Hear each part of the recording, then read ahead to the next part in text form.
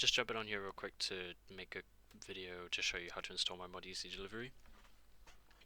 This is going to be quite dumbed down, so for people who maybe have already modded the game before, might need to skip a little bit through this, because I've got a clean save here, and I'm just going to show you how to install the mod loader and put the mod actually in the game. And then I'm also going to show you how to configure it a little bit to so you can use it exactly how you like it. So first thing you want to do is head to the mod page. If you scroll all the way down to the bottom, or not, here, find requirements and how to install. It says mod requires MelonLoader, so if you just click on the link that says that, and then this is MelonLoader. So what you're going to want to do is download the installer, and then we're going to follow the instructions here. It's pretty simple. So you're going to select the game, and we're going to find the game's exe file. So if you don't know where that is, you can find that in Steam. So if you right click Supermarket Simulator, go to Properties, go to Browse under Installed Files, and then this is your file path to the game folder. So if you just copy that, paste it in there, then this is the game, so you double click on that. And then literally all you have to do is just click Install, and it will download and install MelonLoader onto your game. So now if we go back here, we've got a few new fun folders. Might look a little bit confusing, but the only things that we're going to worry about is what's in this folder and what's in the mods folder.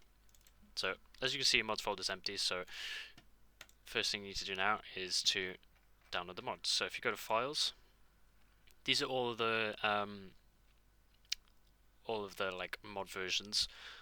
I highly recommend you to always go with the newest one. However, in this case, it adds the newest version adds the auto rack feature, which is turned off by default, and I'll get into a little bit about how that works later. But if you have any problems then and you want to go back to the version before, you can see this is 1.4, and then there's 1.3 down here, and you can download the older versions if you wanted to. But I mean, it would be better for you to use the newer versions, because if you have any problems, I'll be able to help you out. So if you just click on manual download, it says that it requires MelonLoader, but we've already got that, so I'm just going to click download and just slow download. There you go. So now it's downloaded the mod, and it's going to come in this zip file. So if you have WinRAR, 7-zip or whatever, I'm just using the normal Windows 11 zip manager thing. So if you just click on EZDelivery, and we're just going to extract. So now we have the DLL file just in a folder in our downloads. So now we're going to go back to our mods folder once again. If you don't know where it is, right click on Supermarket Simulator, Properties, Install Files, Browse, which will take you here, and double click on the mods folder, and we're just going to drag that in there, and then that's it, the mod's installed. Now you can't change anything to do with the configuration of the mod yet until you've launched it once. So all we're going to do is we're just going to double click, and it'll open this scary console, and then open the game. So if you just click continue and load into your save. So I mean, it's kind of hard to tell at the moment, but the mod is installed. So if you pick something up, you can see rack information on the side. So that's how we know that the mod is definitely installed. So now that we've launched the game once, we can quit back to desktop, and we can start changing some things if you'd like. So if we go to user data folder, and you have melonpreferences.cfg, if you just right click on this, you can edit it in whatever you want. I like to edit in Notepad++, but you can just open it up in Notepad if you want. Makes no difference, but that's what I'm going to do. And then here are your settings. So keybinds, fairly simple. I'll keep a link in the description. It is also in the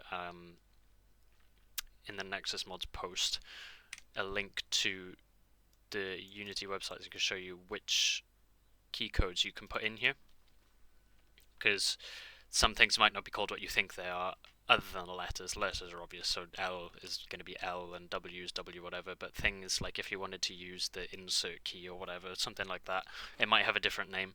So there's just a website that just has a table full of all of the different key codes that you can put in here for it to work.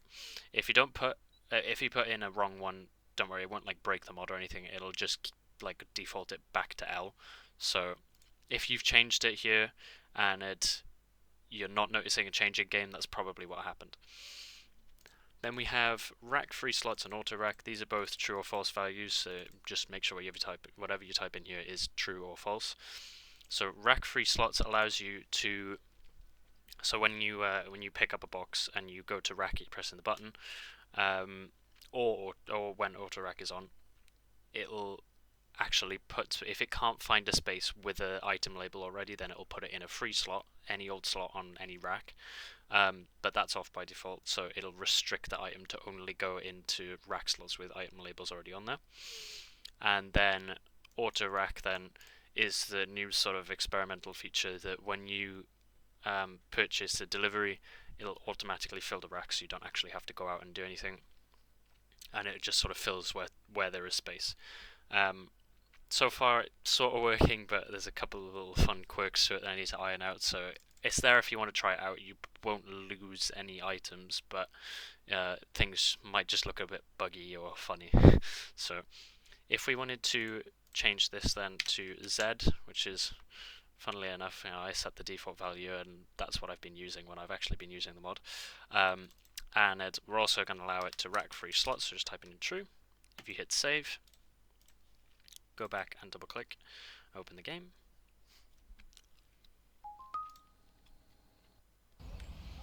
So if we go pick up a rack, so pressing the L key, nothing's happening. If I press the Z key, then it goes back there. Now a way we can test if racking free slots, these are my only ones that have item labels for pasta, so if we go ahead and buy some pasta, instead of telling us that the rack is full, it should find a free slot. And that's exactly what it's done. Let's put it somewhere over here, I think. Where did it go? We'll play the fun game of where on earth did it actually go. Ah, there it is. This slot was empty, so it's put it in this free slot. So, that's how that works. Same thing goes for turning on auto rack.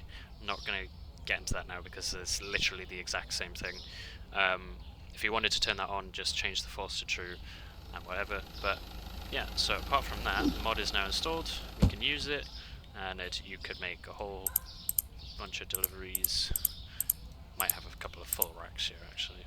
Ah, but I've just turned the free slot on somewhere. Right. There you go, and you can just pop all your boxes in the racks for you, nice and easy, just like that.